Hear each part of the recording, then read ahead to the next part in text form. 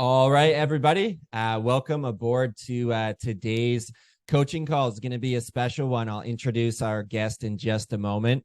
I've had this one marked down in my calendar now, going on over a month, and I've been looking forward to it. You can see, guys, we got a new guest on my tiles. He's the top right.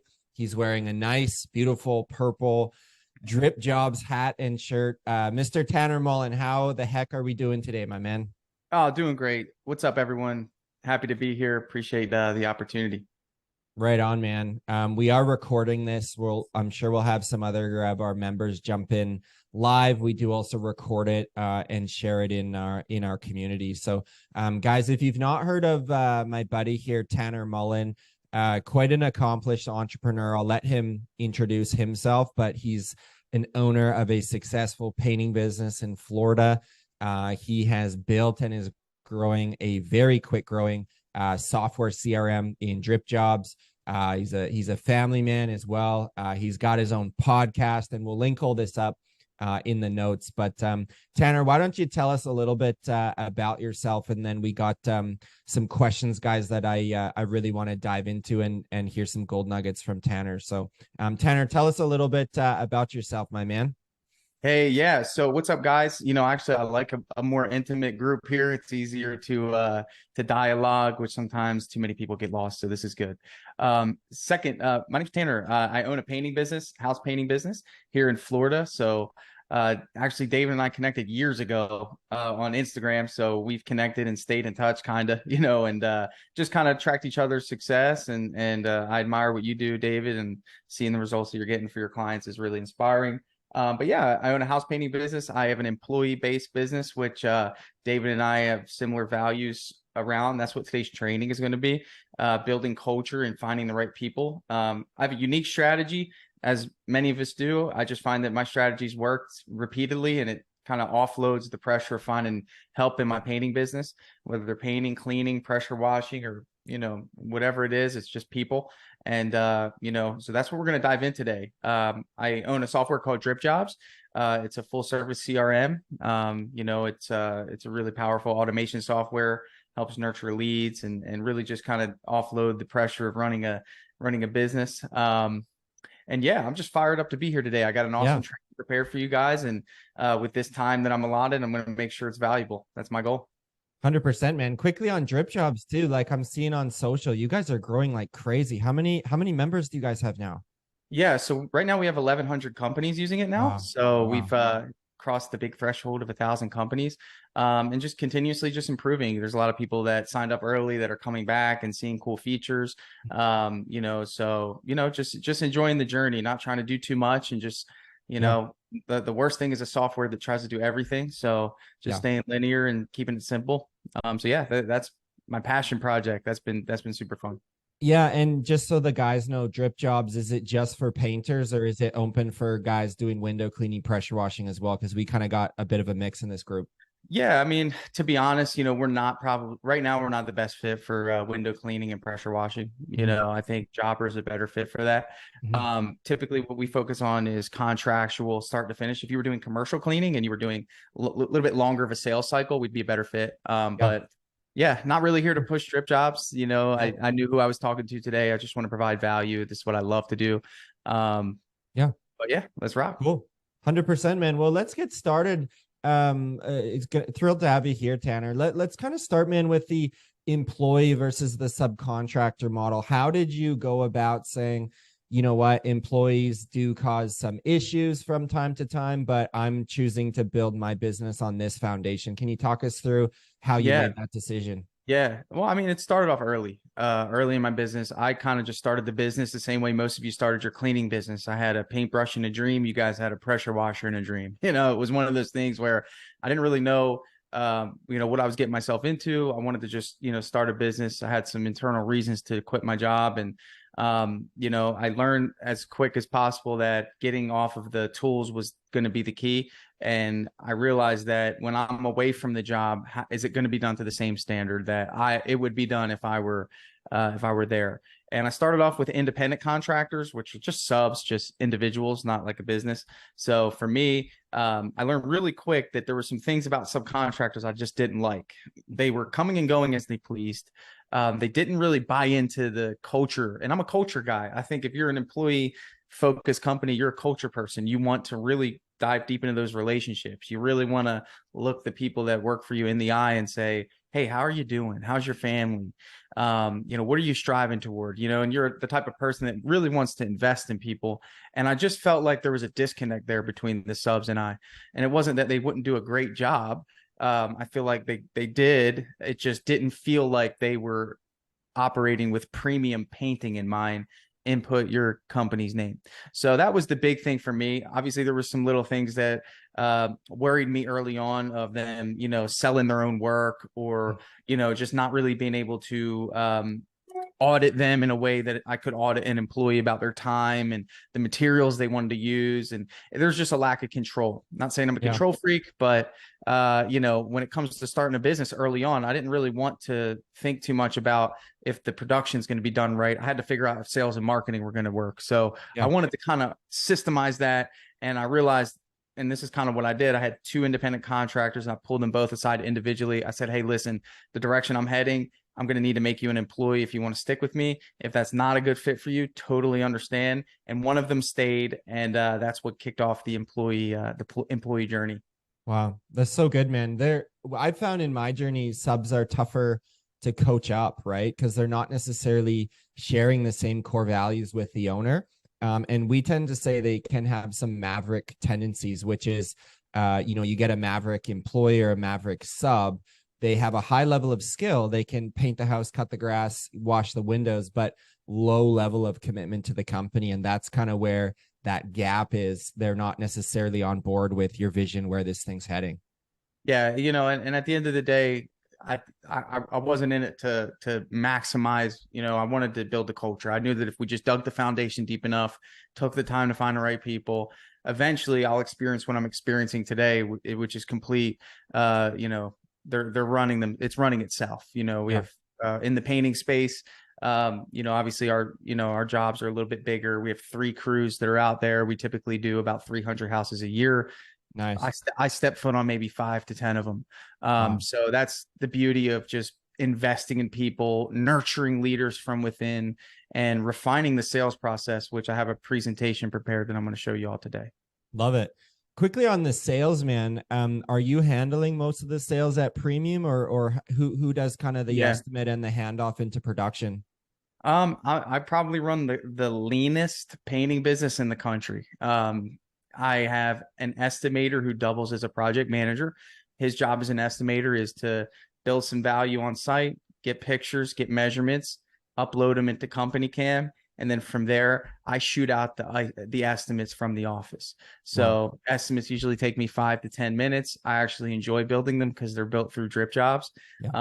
So, it's one of those things where I'll probably bust out 3 or 4 estimates a day. Then we have a follow-up sequence in place, whether that's automations, or we do have an office admin who's responsible for really all customer communication, scheduling, and all that stuff. Yeah. So you've been able to create freedom for your life, Tanner, using technology, using an informed project manager / estimator, and using really, I call them self-sufficient crews out in the field. Like what would you ballpark your hours at per week with the painting business? Just if we had to throw a number to it, what would that be?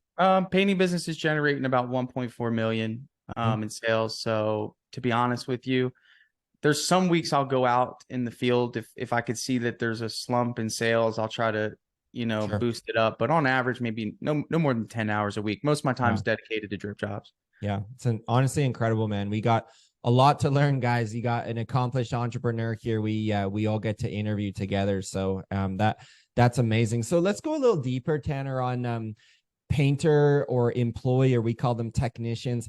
How do you keep them loyal year over year? Because correct me if I'm wrong, your staff isn't just seasonal. You hire them for 4 months, back to college, everybody, like they're in it to win it. So how do you integrate culture to create loyalty and really build the business? I think you got to look at it like this, and part of what I teach is if it's hard to get in, it'll be hard to get out, right? So, when you give people something worth striving toward, in terms of that initial opportunity that you're offering, it really sets the tone for the entire employee relationship. And the more you curate that culture, the more they want to be a part of it.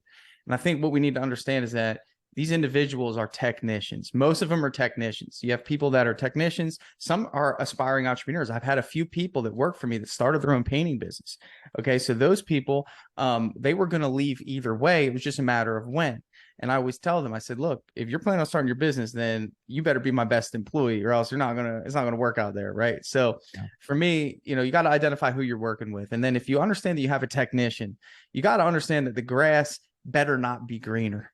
It better not. Whatever you offer better be the greenest grass. And that's your responsibility as a business owner. For me, I look at my business as a petri dish, and anyone that you bring in could either, influence what's inside of that petri dish, or, improve it. So as we grew, it's just the hiring process has to get that much tighter, and has to get that much more strict, right? So what happens is each time we make a hire, these new hires come into a culture of great people. So that is our leverage, is the people. Ultimately, people are attracted to their relationships. I mean, as much as money and raises and KPIs and all that stuff, which is important, can keep people along. If they're in a miserable environment, they're going to leave. No money can substitute misery.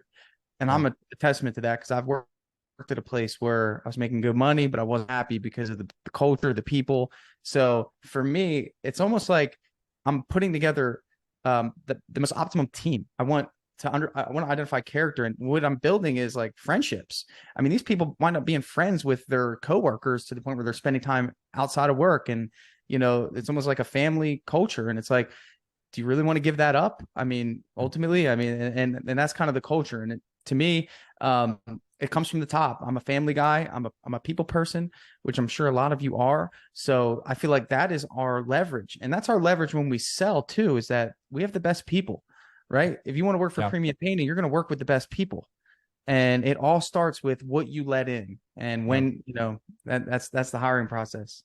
So good, man. So would you say your painters out in the field, they're like quite loyal to who Tanner is, and they share similar values to you? Is like, how do you go about identifying that in your hiring process? 100%. I mean, you usually attract who is like you. Again, I look for people that have a deeper motivation than just making money. Some people have that as their only reason for applying with your company, and there's a place for those people, but I'm in it for the long game. I want people that want to buy a house, want to advance, want to improve their livelihood. They showcase that there's a why greater than money, whether it's their family or whether that's, wanting to be a manager at some point. So I'm picking up these cues as I'm interviewing and as I'm recruiting, because I want many managers throughout the whole company. Everyone needs to be, there's no one in my business right now that I don't even have to check the timesheets of when they clock in. I don't even look. I just know that they're going to be there. And when you get to a point where you don't have to even check the timesheets, that's how you know you've done well in recruiting. And even if you needed to, that the team members that they're with will hold them accountable. So it's just, you get to that point at some point. So good, man. And you're paying your guys like hourly, salary, performance pay. How do you pay that? Managers make salary, which many of them have never been on a salary before. Again, like the beauty of our labor pool, which we all share in common, whether I'm a painting contractor or you're a cleaning professional, or whatever the case may be. At the end of the day, you have the ability to do unique things with how you pay more than everyone else when it comes to that hourly amount. And then when it's time for someone to be promoted to a manager, offer that salary, to give someone the ability to go from hourly, which most of them have worked for hourly for most of their working life, to salary, sometimes just requires you doing some math. And it actually is such an upgrade. And you're probably paying them salary now. You just have this little hedge of, well, if they don't work a week, I can, but no, it's like, if you offer that salary, it makes a big difference. It's the security of them not having to sweat for their hours, especially if you have someone loyal. Well, yeah, man. And when you build the business to the point where there is independence, it can run without you to a large degree. you having a slow week or 2 slow weeks, like at the end of the day, if you've got an employee, a team that's loyal to you, you're not going to let them starve and say, guys, there's no hours this week. You're probably going to hit up your pipeline, use your software and say, hey, these last 5 estimates, I'm giving you guys 10% off That's because on I got me. a gap to fill, right? Exactly. So you're just like, My team has never had less than 40 hours in 4 years. wow, amazing. In 4 years. Yeah. That's me. That's my entire focus as a business owner, is to make sure that schedule's full. Yeah. Anything less than that is a failure on my part. And ultimately, if that were to happen, I'd give them the 40 hours anyway, because it's my fault. That Yeah. wasn't the agreement when we engaged in an employee agreement. It was they go in with the idea that they're going to get a full schedule. Here's one from left field, man. I've been wrestling with this one. You see a lot in entrepreneurship circles, though. You want to equip your people to start their own business. And I understand that to some degree, but I really believe employees crave stability. They crave a happy, robust workplace, and sometimes they crave advancement. So can you talk through what have been your experience with your team members, with them going off and starting their own business versus just like, hey, we're going to put you on salary or put you on a really good wage and we're going to keep you really busy? What have you seen out there with like employee attitudes when it comes to this? Generally speaking, a lot of businesses are created thanks to the owner of the business, and it's usually out of spite. And there's some cases where it's not. Some people know they want to start a business and they're just waiting for the right time. And those people need to be segmented as people like us, entrepreneurs. There's nothing that would have stopped any of us from starting a business in most cases. But the people we're referring to are those ones that'll just go out on their own because they're overworked and underpaid. And when they go to work, they think, I could do this on my own, right? I could do this on my own. And what you are failing to do as a business owner is create an environment that has more value than what they get paid. And that's usually when someone is in, disarray, right? So if you're trying to sell something to a homeowner and they don't see the value being in excess of what you're asking them to pay, generally speaking, they say no.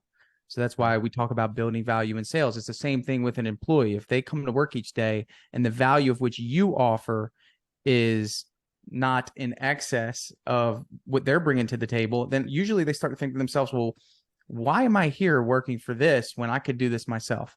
Yeah. And ultimately, that could be, a lack of support. It could be a lack of good equipment, right? So if equipment isn't a focus for you, if you just kind of keep having to repair the same equipment to try to save some money, especially in cleaning, that could happen easily. And they have to sit there for the first hour of the day trying to set up their equipment and fix it. They start to think, what is this company really providing me? Do they really care? And why am I sacrificing my time when I could just go out on my own? Because I'm seeing people on Facebook Marketplace sell pressure washing jobs for $150. I'd rather work for myself. Yeah. So the goal for you, especially in the cleaning space, is, primo equipment. Of course, when they see those wrapped vans, they start to feel part of something bigger than themselves. When you give them the support that they need, when they tell you that the job that you put them on requires another set of hands, you don't give them backlash. You say, okay, well, let's figure this out. Or if they need a lift and you say, hey man, you could probably just grab that on a ladder. Like all these little things add up, right? Yeah. So for me, it's like what I tell my team is I call myself central dispatch, right? If they call me, I'm there, I'm on dispatch. What do you need? Right? It's usually what do you need? What can I help you with? It's like, you're not going to get that on your own. Yeah. And that's the culture that we built. I love that, man. I want to highlight, guys, a key point Tanner made on the value equation there. You guys all know those customers that say, what's the price? What's the price? All about price. You're trying to show the value you can provide. It's the exact other side of the coin when it comes to employee. What's the pay? What's the pay? What's the pay? We'll get to the pay. We'll get to the price, but look at all this other value that we have. We're a team.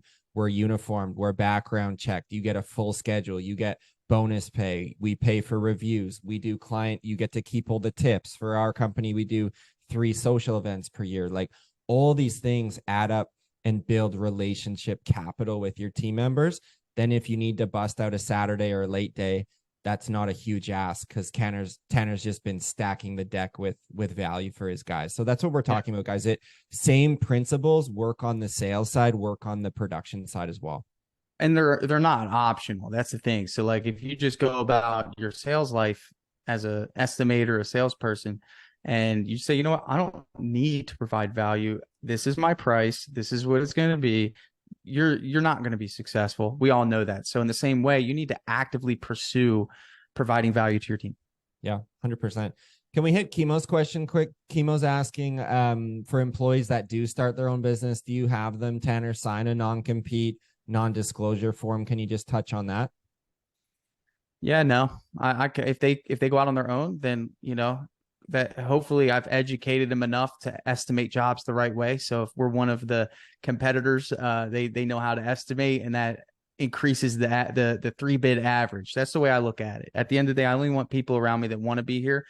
I don't ever, even in drip jobs or whatever I do, this is me personally. There's no competition. My only competition is myself, our business. There's so much, the market is so big that 1 or 2 of my guys, 3 or 4 of my guys getting their own work is not going to impact my natural occurring lead flow. There's just no way. Yeah. So to me, it's, you know, I don't want to set expectations like that. You're free to leave. Yeah. And here's the reality. No one's going to enforce that anyway. Yeah. Yeah. The end of the day, man, if your vision and is so big on what you're growing, I think a lot of us think, you know, we have a small 400, 500K painting or washing business. And of course we want to protect that, but you know, our focus should be on moving this from $500,000 to 2 million to 5 million and building a big company. You know, a small employee disgruntled starting their own business is likely not going to stand in your way of that bigger vision. So yeah, good summary on that one. How do you actually coach, man, your painters? I know you're good at this. Like, you're doing 300 jobs a year. You're on foot on less than 10% of them. That's a lot of coaching, man, probably a lot of systems. I want to just give you the mic to be like, how, like, first of all, just so we know, guys, a homeowner is getting 3 to 5 estimates. They're paying $10,000 or $5,000 to $10,000 for the paint job that his company's winning, and the owner doesn't need to be there. I think there's a lot to unpack with that. How have you went about building that, man? Because that's very impressive. You know, at the end of the day, we have 4 phases of understanding how painting works that all of you guys could understand. Most of you guys could probably paint. It's prepping, brushing, rolling, and spraying. So usually brushing, rolling, and prepping could all be done by a homeowner. I mean, we're not talking hard things here. The spraying is usually the skill that requires awareness, a little bit more technical ability, but again, not something that requires a major learning curve. So what we do is generally pretty easy. So that's easy. The painting part is easy. Anybody can learn how to paint. Now, the kicker here is project management. That's the one that we refine. So I don't focus on the painting. They'll learn how to paint. The crew leader will teach anyone that I bring in that's new to paint how to paint. Generally speaking, most of the people we've been recruiting have some sort of painting experience. They know what to expect when they get there, right? So for me, it's just project management. What I focus most of my attention on when it comes to training is teaching my project managers how to manage time and get the most out of their team. What's the plan for tomorrow? How do you plan to approach this job? Because it's popcorn ceilings. The house is full of furniture. We're doing the whole house and you need to spray the ceiling. So what is your plan? And just continuously refining that. And then just recapping at the end of the day, what they felt could have been a little bit different, how I felt I would have approached it. And that's just, you know, a recurring thing for me. But the last part of that, and then, you know, for me, I've been in a position where I've worked for someone that didn't take well to mistakes. They would charge me for them, which I think is illegal. They would make me feel like if I made a mistake, I'm at risk to lose my job. So what did that do? Well, for me, when I reflect on it at 19 years old, I didn't want to lose my job. So I didn't tell the business owner that I made a mistake. So I would hide the mistake. Well, what that did was it created almost a void for him to teach me and help me refine myself. And what it did was it crushed my confidence. So I wasn't able to be the best version of myself as a worker because I was more concerned about making a mistake than giving an above average experience. So when my team calls me, first of all, they'll say, hey, we painted this room the wrong color. Right. I say, all right, well, what is your plan? How are you going to fix it? Right. So it's just, you know, what do they expect on the phone when they call you and there's something that didn't go wrong? And I think if you know, look, it's okay to reprimand. I think yesterday I had a conversation. There was a mistake. And I said, listen, this is the type of mistake that you really need to be aware of. I expect better out of you. And there was this really it was more of a tough tone because it was just one of those mistakes that you know, I would expect someone in their first few weeks of managing a project to make, not someone who's been my manager for a year, and it was a complete oversight. So there had to be a little bit of, you know, a tougher tone. But at the end of the call, I said, listen, at the end of the day, man, I apologize for my tone here, but I expect better out of you. I know you expect better out of you. I just want you to make it right. You know, so I try to pad things in a way that doesn't deter them from reaching back out to me. But at the end of the day, there is high expectations. We move fast, 300 houses a year with 3 crews. That's 100 houses per crew, 52 weeks in a year. They're doing 2 jobs a week. These jobs are 2 to 3 days. I mean, at the end of the day, when you break down the numbers, we're cranking out work. There's very little room for error. But if we can put out the fire early, at the end of the day, we'll have a better chance of putting it out early and pivoting. And man, like, no mistakes, only learning, right? I love that tone where they're calling you, but you're asking them, how do you think we should solve this? I think that's such a leadership principle that a lot of business owners in our space miss. Can you go a bit deeper on this? Because man, when we, like, my 2 managers that run my business, especially the operations manager, incredible problem solver. We're trying to coach our technicians to get to his level to problem solve. Can you talk through that leadership a little bit more? What would you do so that they're not just calling you, hey, do this, you're not just sending out gophers all day. They're actually thinking. Yeah. Well, I think, you know, it's a little bit difficult because there's someone under you that you're filtering these calls through. And I think, you know, it's a little bit different than me, but it's 3 words. I trust you. And I think when you just instill that, I think in any relationship, you just say, I trust you. That's just like power, you know? I trust you. Yeah. Go ahead, go, fly, you know, fall on your face. I trust you. And it's like, wow, you know, if you give someone the ability to wield the power of trust in a business not theirs, watch how awareness goes up. Watch how more keen the decisions that are made become. And ultimately they'll begin to trust themselves when situations arrive. Usually, again, people come from environments where mistakes are frowned upon and they're at risk of losing their job. And for me, I know what it felt like. So this isn't something that I just created. This is just something I instilled in my business because I don't want people to feel like I felt scared. And the people that we work with aren't well off. Most cases, they're paycheck to paycheck or 2 paychecks away from being in a very rough position. So we eliminate fear. The only thing that you could potentially do to lose your job in my company is to do something detrimental to the company. Sure. So ultimately, everything else is fair play. You know, and again, this all starts from the hiring process and early on, you know, and I can't emphasize how important that is enough. Yeah. So good, man.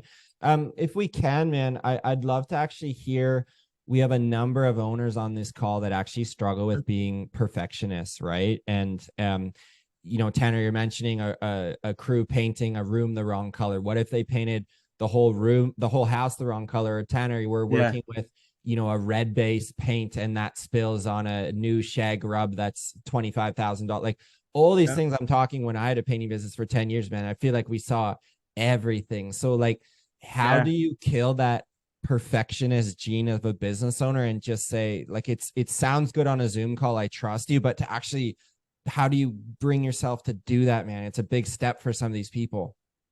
Yeah, I remember early on, I was that perfectionist because my reputation obviously was so important. It still is. What I've learned is this, and this is something that you can adopt that I use. There's never a such thing as a paint emergency, and everything can be fixed or paid for, you know, at the end of the day, you know, so you got to realize that it's kind of like, you know, I don't know the saying, but it's a double-edged sword, right? So at the end of the day, if you focus too much on perfection, you'll never be free to grow your business. And if you don't focus on perfection, then you could lose your reputation. So you have to find balance. And usually that comes with good project management. I tell my people that I coach who are starting out to struggle with this, I say, look, you know, at the end of the day, you can always show up at the end of the job and go through it and make sure it's perfect, right? So let them get the bulk of the work done, and then go back and then you put your eyes on it. There's nothing that your homeowner or your customer is going to see that you're not going to see. You're the freaking professional. So don't tell them it's done. Just make sure that you're coming in and checking on it frequently.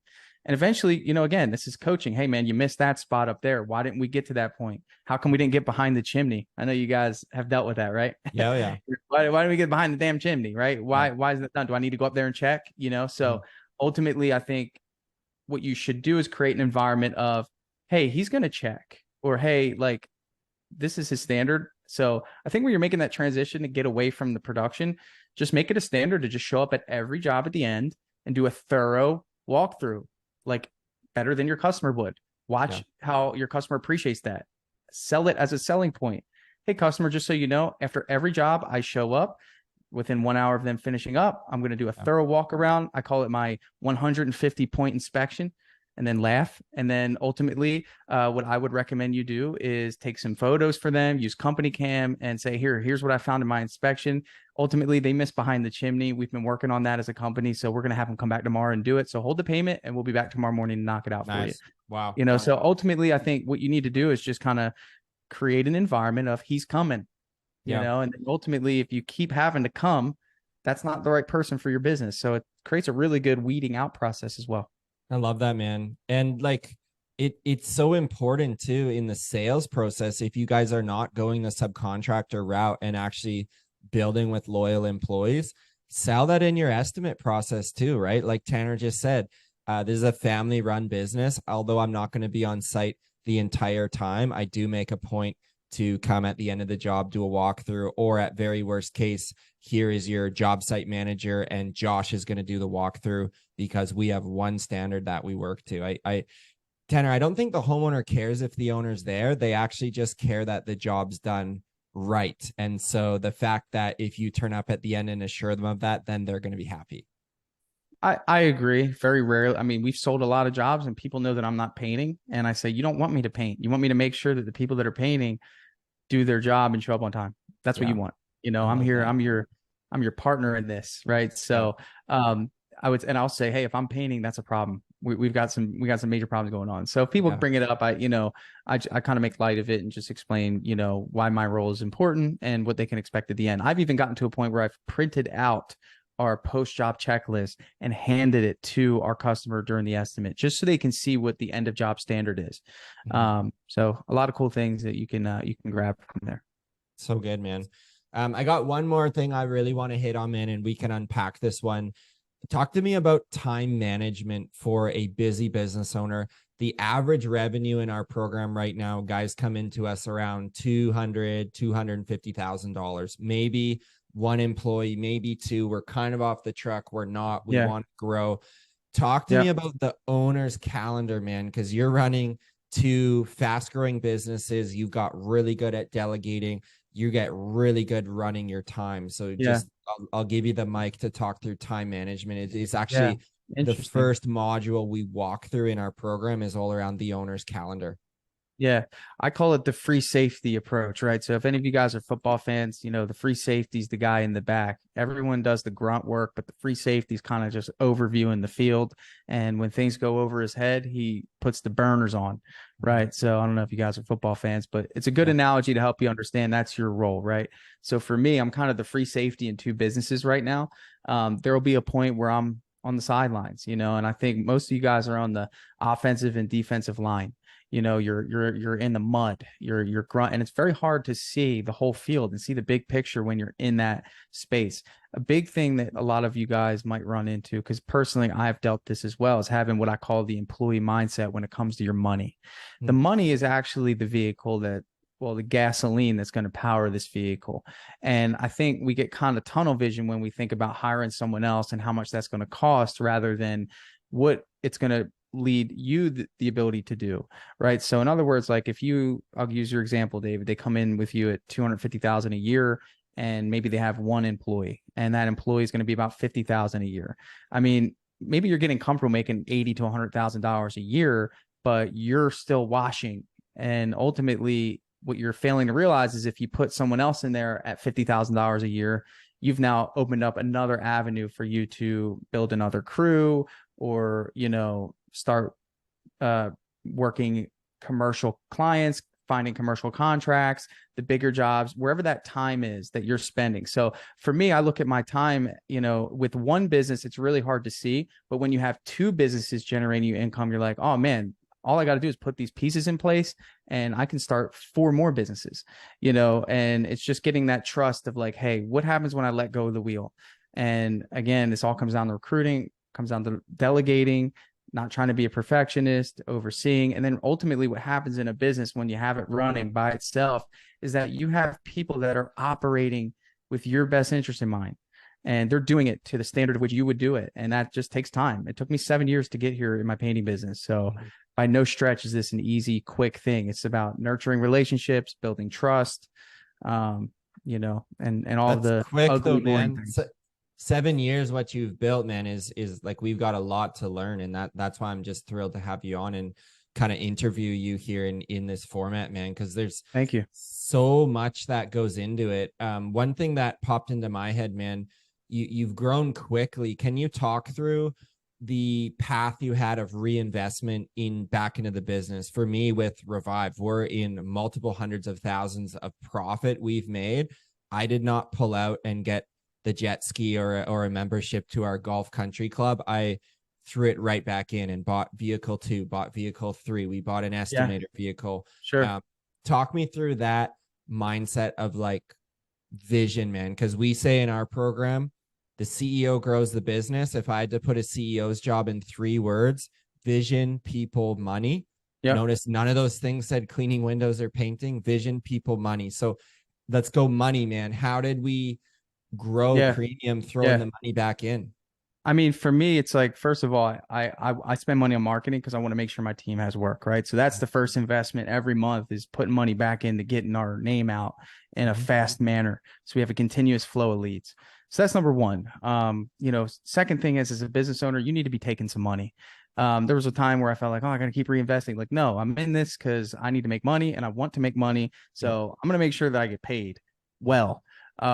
So, you know, ultimately, I'm the type of person, you got to put your seatbelt on first, or the air thing with the airplane first before you can save someone else. In terms of reinvesting in the business, you know, again, I like to get, you know, the best equipment. We just got some new vans. We want to wrap those vans. We want to get them looking good. The beauty of what we're doing, guys, is that the overhead is really low. And I think, you know, for you, some things that you can invest in is paying your team more and keeping the best people around and incentivizing. If you're going to spend any money, just reinvest it into the people. You can only get so much good equipment and so much good, you know, you can only get so much equipment, and you can only get so much, you know, new vans. I mean, ultimately, we all know that we don't all want to spend $40,000 on a van. Most of us don't want to do that. But at the end of the day, you know, the branding, the people, you know, spending that money in a way that shows into them. I might know the answer to this, man. You're running the leanest painting. I love this title of this talk, the leanest painting business in the country. Do you guys have like a physical shop, or do you send the guys with their vans home? Because we roll no office. Hey, just let the guys take the trucks home. I'll never have an office. Is that right? We don't have an Drip Jobs is virtual, and wow. And so it's premium painting.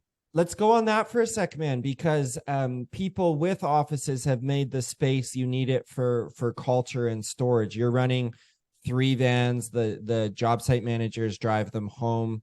You run virtual. Let's say you 2x this business to 3 million. Still, the vision's not to get a shop.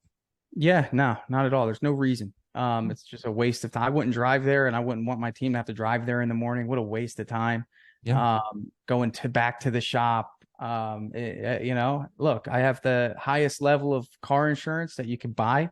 Yeah. You know, at the end of the day, I only give the vans to people I really trust, who run my jobs. Mm-hmm. Ultimately, you know, the cons don't outweigh the pros. Yeah. So it was an easy decision. And again, like in the painting business, it's a little bit different. If I were to be doing cabinets, David, you know this, we would probably need a shop. But we don't do cabinets, and I do that purposely because I don't want to get a shop. I don't want to have the overhead. I don't want to have you got electric, you got, you know, water, you got internet. Now you got to get a ventilation system. It's just, for us, it doesn't make sense. So even your office manager, man, would work from home. Do you just manage them remote through Slack kind of thing, or like through conversation? Yeah. They just log right into Drip Jobs, do their thing. They know who to call, when to call. Yeah. We have a cloud-based phone system. If you guys don't have Open Phone, I don't know, some of you guys might be using Google Voice. Open Phone is a killer. And what's great about it is I can go in and I can add her as a user. And what that allows her to do is when the phone rings, she can answer it. And I'm going to make just a plea here. If any of you guys are using your personal cell phone as the business number, you stop. need to change that right now. I had someone actually want to sell me their painting business that's about an hour and a half away. Not only is his business named after him with his first and last name, his personal cell phone has been the number for the business for the last 10 years.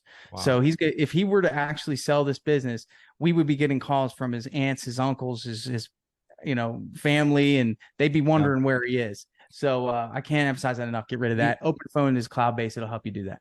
I love it, man. We could do an episode, 10 things not to do. Just top of head. Guys, don't mix your personal money with business, separate business account. Don't commingle your business phone with your business number. Don't do cash jobs. Keep it all clean set of books. Get a good accountant. There's all these do's and don'ts we could rip Agreed. on, but Agreed. that's super 100%. good, man. Learning experiences. Yeah, absolutely. Do you have like maybe 15 minutes if we open it up for Q&A? How are you for time right now, Tanner? I'm good. I booked out an hour for this. I have some time. Beautiful. Okay. 15 minutes, guys. Q&A. Let's open it up. Let's just go popcorn style, guys. I don't want to hog the mic. We got Tanner here. David Schultz, I see your hand, guys. If you want to wait on deck, just throw your hands up and we'll fire Tanner maybe 2 or 3 questions in our last 15 here. Go ahead, David. Hey, thanks, Tanner. Hey, what's up? Good. I'm probably the most northern business here. I'm up in northern Alberta, Canada. Okay. But my question is more on focusing on what you said at the start, which is helping or having your technicians go and start their own businesses. Yep. That's something I'm really passionate about. I love business. I love small businesses. I'm in a very small community. We do a lot of 1 to 2 hour drives, driving to other communities. And I would love to build the local economy by training entrepreneurs how to offer excellent service, good quality work. They can go become carpenters, they can go become plumbers, they can go do other stuff. But window cleaning is really how to teach them how to do the customer service and that kind of thing. Right now, I'm doing the employee minds, hiring them as employees. Come the spring, I'm going to be hiring probably four new technicians. I have 2 full-time that I'm hoping to go throughout the winter. Then I'm going to try to hire 4 more in the spring. For you, because you're the first person I've talked to or heard someone talk to that said they're willing or are openly going to help their technicians do their own business, because you can't stop an entrepreneur from being an entrepreneur. You can't. But how do you manage that versus the employees who don't want to do that? And then you have them both on the same crew. How do you manage the responsibilities and that kind of stuff? Man, it's, a lot of them know what, like, I see them as cut and dry. The ones that are going to do it, and the ones that aren't. The ones that are thinking about it, but what you want to do is you want to talk to them openly about it. I have one of my best employees, like I'm talking, he's my guy, and he's mentioned like, hey, I'm thinking about starting my own thing. And this would be a major hit for us. I'm just being honest. Like if he left, like this would suck. Like it would be one of those things where he's not getting replaced, and our standard is definitely going to drop, because you can't just replace someone like that. But what I do is I just keep the dialogue open. I say, hey man, in this scenario here, if you were a business owner, how would you handle it? Like, and then I use future terms like, hey, when you own your own business, ultimately, like you're going to have to deal with this too, so I leave it open. Like, it's like, dude, if you want to go do this, I never want to be the reason someone doesn't start their business. I can't. Like, that to me would be against everything I believe in, because what business has done for me, and I can't prohibit someone from doing that for their own family. But what I can do is I can say, hey, listen, ultimately I want to make this to where you don't feel like you need to start a business. Because if you want to start a business just to start a business and you want that autonomy and freedom, well, that's something I can't outweigh. But if it's a money thing, or if it's a future goal that you're trying to accomplish and you think business is going to get you there, well, let's figure out what that number is, or let's figure out what you're trying to accomplish, and then just have an open dialogue about that. Because if you don't do that, then it's almost like a customer who likes you and they want to go with you, but they just have a number in mind that they don't want to go under, and you didn't even ask what that number is, and it might not even be that far away from where you're at. So I like to just have an open dialogue. I don't care. Ultimately, what I feel is though that people will attract to me who are meant to attract to me. If he did indeed go start his own business and he reached out for me for advice, I'd be right there for him as if any of you guys did, or any of the people that I helped do, just as David does, because we have that. I feel like we have that calling to do that. So it wouldn't be one of those things where there'd be any animosity. But I will say, if we're bidding against each other on a job, we're going to be competitive, and I'm going to text them, when I win that job, and just remind them a picture of the signed contract. Sorry, I got you on this one. We'll be honest there. So honestly, man, it's an open book, and ultimately you don't want that type of because what they'll do is they'll use it as leverage to start the business, and you don't want them starting a business out of that, out of that way. I just had someone actually last year quit to start a business. This is he was so awesome about it. He said, look, man, I'm ready to go out on my own. I've been thinking about this for a while. He came to me like I was going to like freak out on him. Like, don't ask me permission, dude. Like, this isn't like, you don't need to ask me permission. I said, go. And if it doesn't work out, you always can come back here. Yeah. And he called me yesterday and he said, listen, this is an embarrassing phone call. I've been doing it on my own. I can't find good help. I said, listen, it's not embarrassing. You can start Monday, and it was just one of those things, man. And when the team sees that, I don't know, I think it'll help them, really just recognize like, I'm not under the gun in this company. And it is what it is. I just don't feel like I don't have that I'm not that person to tell them what they can and cannot do. It's funny you say that, Tanner, because some of my best hires have actually ran their own business, and they've seen the late nights, the payroll, the invoicing, all the stuff we all deal with on this call. They're like, I've scratched that itch. I know what's up. And second point I want to make, guys, I've retained people just man to man or across the table saying, what is your monthly number that you need to make? You want to go start your own business because you want to make $7,000 a month. And right now you're making 5 with me. Why don't we figure out over the next year how we can close that gap on the 2,000? And I've had guys learn to go estimate for me 1 to 2 days a week so they can make an extra $2,000 a month. And it saved me from hiring a full-time estimator. So exactly what Tanner said, homeowners have a number, employees have a monthly number as well. If you got good talent, don't just let them walk out without figuring out, hey, can we actually work something out here? Yep. Yeah. With that, Tanner, I have this one guy. He's been working with me 4 to 5 years. Next year, he is planning on being my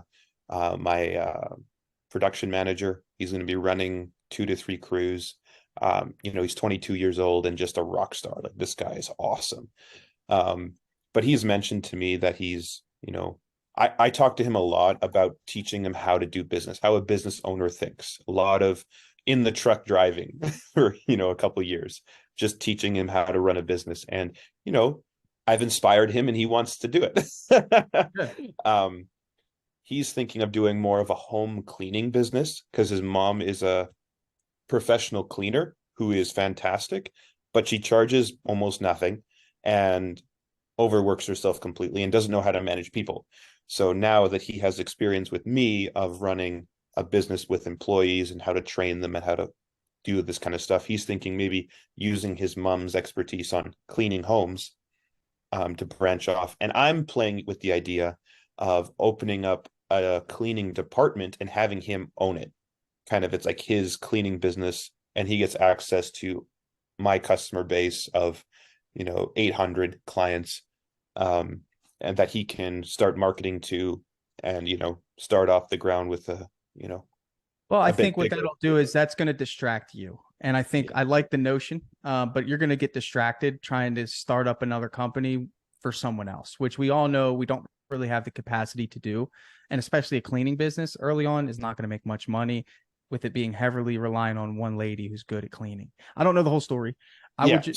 Sorry. A little clarification. It's not going to be this year. In the next, he said 2 years, maybe 3. Sure. And from that time on, I'm thinking it would be more of like a department like Dave has window or washing, and then he has painting, where he has a separate department for this under I think his it's business. entirely possible. It's entirely possible. I just think that at the end of the day, read the writing. If he's trying to do his own thing, like I think I like what Dave said, to scratch the itch. You're better off letting him go do it and then building that if it doesn't work out, then him always wondering what it would be to do it on his own. Mhm. Right. And I'm sure the time that it would take to get him going versus the time that it would take for him to go do it on his own would help you see that. And you might, he's only 22, right? So let's say he comes back to you at 28. You still got a young rock star that would be willing, you know what I'm saying? That's just the mindset, right? So I see what you're trying to do. It's good, but you're still not scratching his itch to be independent, because ultimately he's still going to be under your supervision, even if you call it a partnership, personally speaking. So good. Guys, just in the interest of time, let's hit one more quick question. Before I jump to that, with Joseph, Tanner, have you ever considered bringing on, just to piggyback on David's, like a key manager and making a minority owner? I know you come from you're in the tech world very much right now, where it's very sexy to dilute ownership. Has that ever crossed your mind? And then we'll finish with Joseph here. It has, and at some point it will have to happen for how Drip Jobs is growing. Mm-hmm. But I don't know, man. It's tougher in this than it is software, because ultimately it's like, with software, for the technical side, you almost have to do it. But with this side, it's almost like, well, could you just pay a general manager a really handsome salary? So it's not as common. Business is business, but you're right. I've thought about it. It's just, Cool. Super good. Joseph, one quick question, my man. Then we'll say bye to Tanner. Hey, what's going on, gentlemen? Hey, what's up, man? Hey, what's up, Tanner? So my question is this: you mentioned earlier. Well, my name is Joseph. I'm owner operator. I'm out of Southern California. Nice to meet you. But you mentioned earlier, nice to meet you as well. You mentioned earlier that our job as future CEOs or even CEOs, it's our responsibility to go ahead and get enough work for our employees. And then you also mentioned that you focus on marketing. Obviously, that's where the leads would come in. Yeah. What is that lead? What's that percentage that you're using based off your income last month, this month? What's in store for the future? What is that? What's that percent, that golden rule? As much as it takes. I mean, you guys know your flow. The thing that's different between us and you is you guys need a lot of jobs. I don't need that many jobs. It's a 10x difference usually. If your average job size is 300, mine's 3,000, you need 10 more jobs than me to stay afloat. So I would just say ultimately as much as it takes, because you got to realize that in the background, your word of mouth should be working. And the more people that you see in the first few years of your business is going to help that naturally progress. You got to have Google going, right? You got to have Facebook going. Every one of you guys should be running Facebook ads personally. Just because that's everyone this is something someone told me, and it just makes so much sense that I want to share with you. Every one of your customers are on Facebook. Every one of them. They all know what it is, right? That's what Facebook has done so gloriously, is provide somewhere where everyone hangs out. So get on there. Ultimately, guys, at the end of the day, marketing is really just a necessity. It's not an option. Eventually, as you grow, it's either going to taper down the spend and your organic is going to increase, or if you did a poor job of nurturing your organic, you're going to have to keep spending more and more and more. So as you're spending marketing, you need to be hitting those houses around, right? David teaches that, I'm sure, right? That's what you use marketing to get in the neighborhood. And then what you do in the neighborhood is entirely up to you, right? But if you're going in the neighborhood, dipping your feet in there and then running out because you're scared to knock on doors, well, guess what? You're just going to have to spend more on marketing, and you can do that. You could be a marketing, company and just, dip in and dip out. But if you don't have a strategy, once you get that lead, convert that job for the people around that lead, then you're missing out on future return of not having to spend as much, if that makes any sense.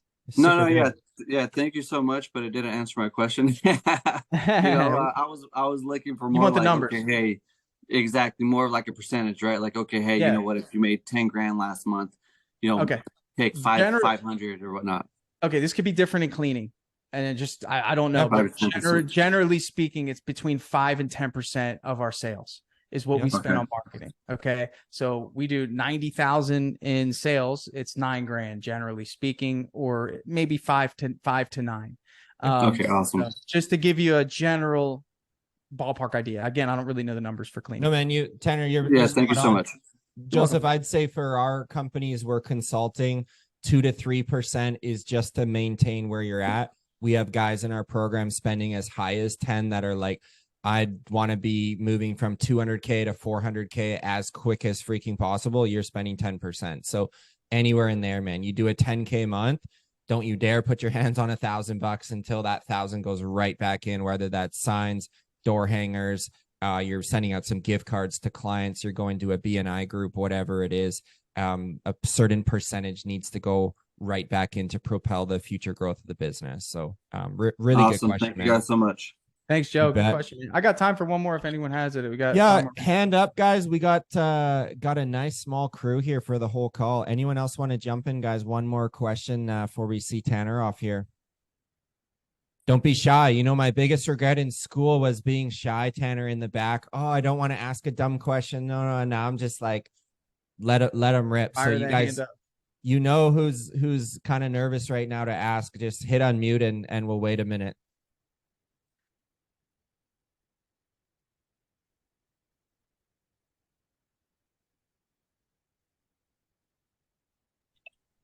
Can I go again?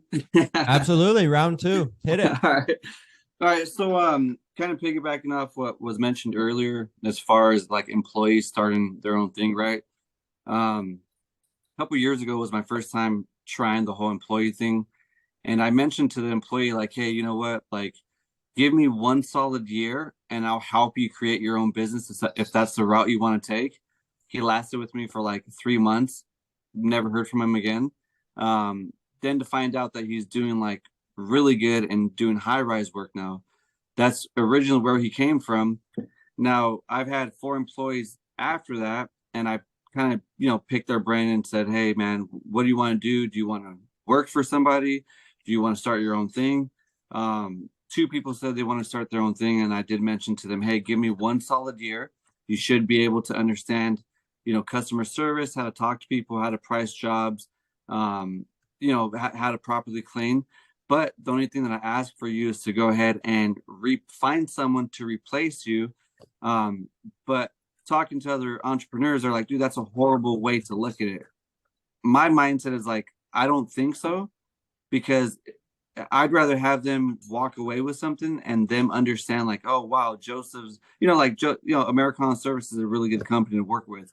They, I started my own thing. They helped me. They taught me in hopes to like to attract other people. What are the do's and don'ts of that? Like, am I going about it the right way? I think you got to look at an easy answer. Is look at the alternative, right? What's the alternative? Hey man, how do I price a job? Oh, I can't tell you that. Hey, how do I get started in this business? Oh, I don't know, man. You have to Google it. I mean, there's only one other way to do it, and it's to be helpful. That's a simple answer I can give you. I mean, I don't think you're doing the wrong thing. I think you're a good person. And if you just have abundance mindset in everything you do, like I do, I believe that there's abundant help out there that'll come into my business when that guy leaves. That's it. I mean, it's abundant mindset. But again, the alternative is you shut off the valve and and they're going to resent you anyway. So you might as well buy into offering the information that you sought out when you started.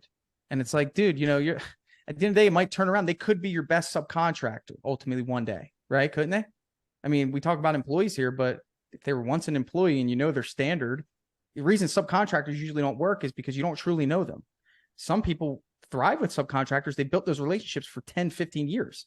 So it's like, oh, well, I run subs. Well, of course you do, because you know the people. They're just people. We're just talking about standard. Early on, usually you don't have those relationships. So, talk about, hey, man, one day you could be a subcontractor for us. Guess what? Get really good at sales, because that's something that's really hard to learn. You get really good at sales and you have the jobs.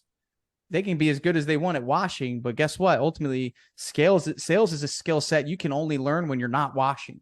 Yeah. So that's my suggestion is if you're the best salesperson, you'll always have jobs. And if they need jobs and they left on the right foot, guess what? You'll be there for them as a partner. Yeah. Awesome. So appreciate that. I gotta get to $1 million first, but yeah, thank you. Love that. You're in the right place. Guys, we all have the same 2,000 hours a year. If I quiz you guys all on Christmas Day, Timo, how did you use your 2,000 hours? Did you have a squeegee in your hand for 1,200 of them? Or were you face-to-face doing estimates for 1,200 of them? That's really the defining answer is, some of you want to dial up 2,500 or 3,000 hours, but really, how are you stewarding those 2,000 hours? And Joseph, one thing to piggyback on Tanner, we are all hyped up on entrepreneurs. No one's ever mentioned intrapreneurs. Okay. These are people who love having autonomy and independence. However, they don't quite have the risk tolerance to go swim in the big bad ocean. So I have two really good intrapreneurs in Revive, building out the company, running the day-to-day. I give them a lot of independence, and they neither of them want to start their own business because I have carved out a lane for them to be intrapreneurs. So I would say build your umbrella so solid that they shouldn't have a reason to leave, because a lot of people start their own business for independence. Try give some independence within your umbrella and just watch what happens. Yeah, thank you so much. So basically just find those people that need to be entrepreneurs and compensate them really well, just stay within the company. Yeah, like for me, running a business isn't for everyone, man. Yeah, I've hired 150 staff, man. Maybe it's a Canadian thing. I've probably had 4 go start their own business. Yeah. Like the bulk stay with me 1 to 6 years, anywhere in between. I'm certainly not having an interview saying in a year, let's get you starting your own business. Like I personally think that's a mistake, man. I think it's more quiet after you've worked for me for 2 years. I'll have that discussion. I'll certainly show you how to help me run a great business here. But if you can give independence, you can give time freedom, and you can give income under your umbrella, there's no reason for them to go out on their own. That's just my opinion. Awesome. Thank you. Tanner, top of the hour, man. Killer call. Lastly, man, tell us where we can stay connected with you. Mention your podcast. Just give us the whole thing for the recording, and we'll put it all in the notes here. Yeah, so Instagram is official Tanner Mullen, OFFICIALTANNERMULLEN. And then if you want to just check out what we're doing at Drip Jobs, just go to dripjobs.com. I would say that we're really powerful for lead nurturing, pipeline automation, stuff like that. So if you feel as though that would be beneficial to you, give it a try. We do have some pressure washing contractors using it. Again, just not to the standard that I think Jobber can help you with crew management and stuff. So just being honest. And yeah, Contractor Secrets podcast, so appreciate you guys checking in with me, man. This was fun. Yeah, man. And Tanner has also, guys, I didn't mention, he has, to my knowledge, the biggest Facebook group in the world for painters. How many painters is over 100,000? Right, we're not going to say they're all painters, but we have 180,000 members in there. Yeah, it's pretty cool. But it's the biggest group in the world for painting contractors, really passionate. And most of it, we just talk about business. So even if you guys just want to jump in, and what's cool is, hold on, you guys don't know this, but you guys can come in there and say, hey, are any painting contractors in my area looking for a pressure washing contractor? You guys should use that as leverage. Dude, I give my pressure washing contractor at least $3,000 worth of work a month, and he's solid. He shows up on time. He knocks out our jobs ahead of time. It's great. So if you guys haven't been reaching out to painting contractors, you're slipping, because we need these houses washed, and I don't want my painters doing them. So keep that in mind. Dude, saving the gold nugget for the end. I'll link up your group as well. And guys, to kind of scratch that business itch, Tanner puts in probably every day or two, Tanner, like really good questions that like some people get pretty fired up around. So get your popcorn and join the business discussion. I think they're quite entertaining and educational. Yeah. Thanks, David and Joseph, for the questions. Pleasure meeting you guys. And David, as always, man, thank you for this opportunity, and love what you guys are doing. Yeah, appreciate you, Tanner. We'll let you run, brother, and I'll link up all the notes. Thanks, Tanner. All right, take care. See ya. Awesome, everyone. Well, we'll wrap there for the day. I'm gonna link up how we can stay in touch with Tanner there. It's my goal to start doing more of these interviews for our community here, to give you guys just a front row seat at Movers and Shakers. We've had my buddy Chris on, we've had Eric on. We've had Tanner on. So I'm going to try and shoot to do at least one of these per month, just to give you guys like a nice intimate setting, front row seat, and hear from a very successful entrepreneur. So you can have my word for more of these interviews coming, because it's fun hearing me talk and Coach Jackson and AJ and Chemo. But I think hearing people outside of industry too, we can just learn a whole lot to apply to our business. So we'll let you guys run. I'm wishing you guys an incredible weekend up ahead.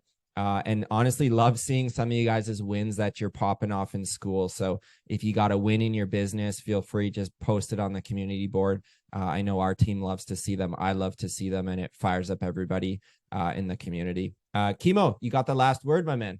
Just real quick, for those of you going to go out and market to painters, We have a great painting contractor that gives us a ton of work, but you want to be careful what your scope is when you're bidding with them. Make sure that if they're asking you to go out and strip off all the painting, if they're asking you to go strip down the wood, whatever, make sure you know what your scope is before you go out there and start bidding for them. So we have great painting contractors that give us a ton of work, and it's a good route to go, but know your scope of work first. Yeah, man, there's nothing worse than having a scope to pressure wash to remove loose paint. Like for us, we just do dirt, mold, and algae to wash off, and the painters are still left with prepping, actually hand scraping, sanding. That is a painting procedure, not a washing. So Kimo, with that comment, you probably saved someone a very miserable few days of dealing with that scope. So thanks for that. Good stuff. Joseph, you got a quick comment? Yeah, quick question actually. So I've been trying to market to homeowners that like they're like, oh, I'm gonna get the exterior house painted. I know like a lot of painting contractors in our area, they don't use SH, they just use straight water. Yep. Now, to my understanding, the organic growth that is on the house, and the painting contractor that paints over it, the paint's not gonna last as long, correct? It won't, man. So yeah, we're nerding out. This is good. So when you paint, you want to have what's called a solid substrate, which means no loose paint, no loose dirt. You want to have that thing clean. So if you're just taking a pressure washer and giving the house a rinse, it will get some of the dirt, but to actually do it properly, you want to have all that dirt removed. You want to have the house actually dry out for multiple days, if not a week, before the painters actually show up. So that right there, man, is a huge competitive advantage. Most people are spending $3,000 to $10,000 per paint job. So for them to get it washed for $200 versus you to get it nicely soft washed for $600, $700, you've again got to just show the value, how you're apples to oranges. Awesome. Thank you so much. Yeah, I've been trying to just implement that with my clients and just let them know like the paint's not going to last as long. You know, ask them the right questions. You know, are they using SH? Yeah. Are they just using high pressure? You know, low pressure, so on and so forth. So yeah, thank you so much. Yeah, and you guys don't want to wash for Bob's painting company that's doing, you know, 40 grand a year and does cheap jobs. Like you want to wash for a real company like Revive or like Tanner's Premium Painting, like someone that has a legitimate brand. They're getting a well-paying client that can actually trust them with the painting, and they're willing to invest them in the washing. So it's not just zipping up with your truck and a quick wash down. It's actually like it's called a pre-paint wash, we call it, which is like a detailed cleaning. So just make sure that you have your verbiage right in what you offer. All right, guys, we'll wrap there. Killer call. Look forward to lining up more interviews and look forward to seeing all you awesome CEOs inside school, guys. Let's keep winning. Find some time to rest this weekend and look forward to chatting to you guys all soon. Have a great one, everybody. See you later.